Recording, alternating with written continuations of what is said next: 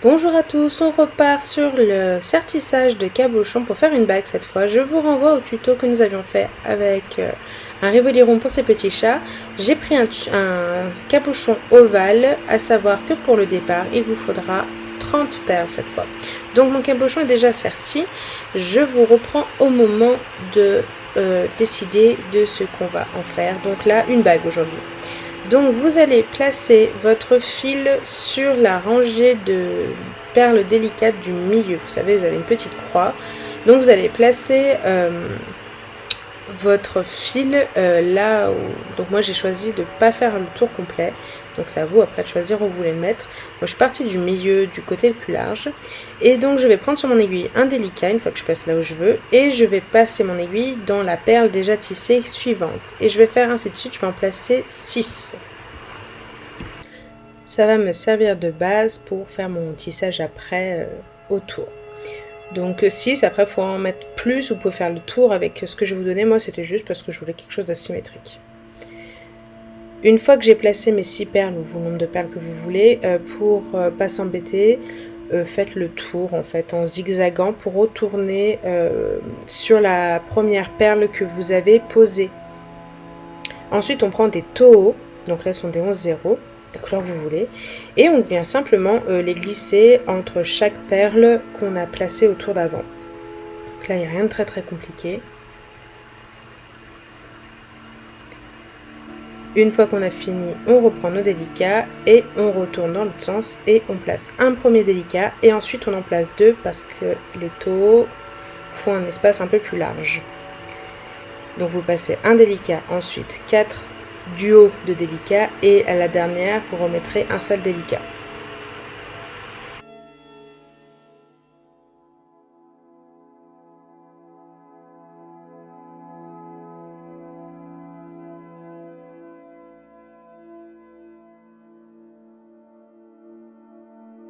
Quand vous avez placé votre dernier délicat, vous l'attachez en repassant par le délicat du dessous, redescendez dans la base et faites un espèce de circuit en fait pour pouvoir revenir vous placer au bon endroit.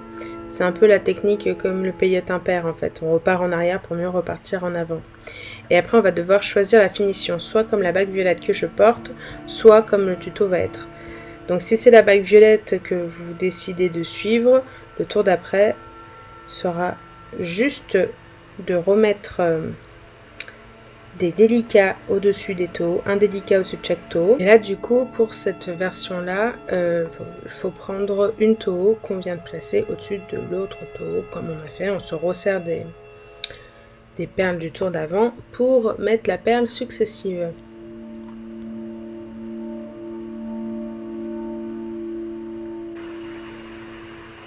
Et comme je suis en fin de bobine, je fais des nœuds avec mon fil. Donc une fois que j'ai fini mon tour de taux, je vais prendre juste un délicat. Et les 4 d'après, je vais prendre un délicat, une taux, un délicat. Donc 3 perles par 3 perles pour les 4 qui suivent. Et je finirai par un délicat tout seul pour le dernier.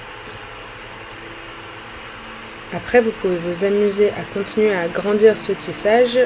Vous avez donc remarqué que entre les interstices, on fait 1, 2, 3 perles, donc ainsi de suite, pour élargir le tissage de façon régulière et que ça reste quand même plat. Je vous invite, une fois que vous avez fini ce tour, à repasser sur chaque passage avec votre fil pour que ce soit bien solide. Ensuite, il va falloir choisir dans quel sens mettre votre pierre. Donc du coup, je ne vous donne pas d'indication pour vous où vous placez exactement. Vous voyez que mes 2 bagues ne sont pas positionnées exactement de la même façon.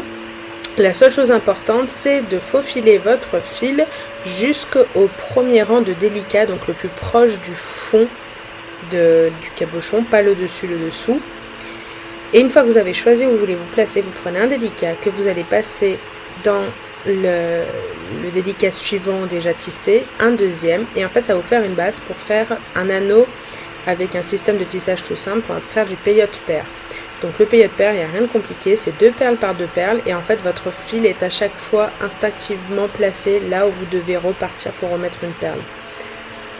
Je vous donnerai J'ai jamais fait de vidéo spéciale peyote, mais je connais des personnes qui expliquent certainement mieux que moi le peyote pair.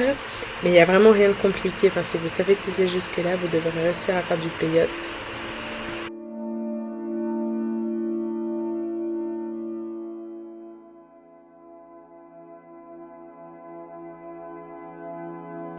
Donc voilà, vous vous êtes amusé à tisser, tisser, tisser, tisser.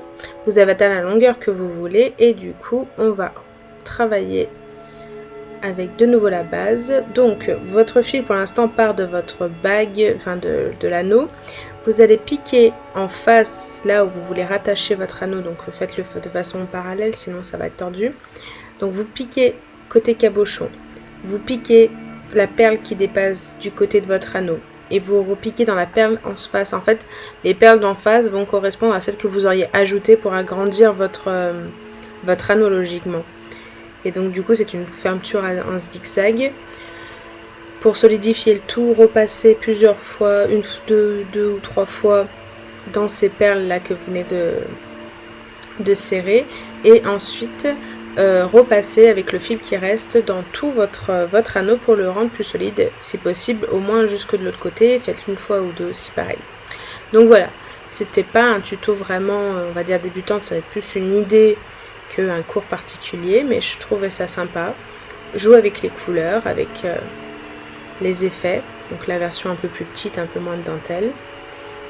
Mais je trouve ça simple et efficace. Voilà, j'espère que ça vous a plu, je vous fais des gros bisous, je vous dis à bientôt. Pensez à mettre un pouce si ça vous a plu. Ciao ciao.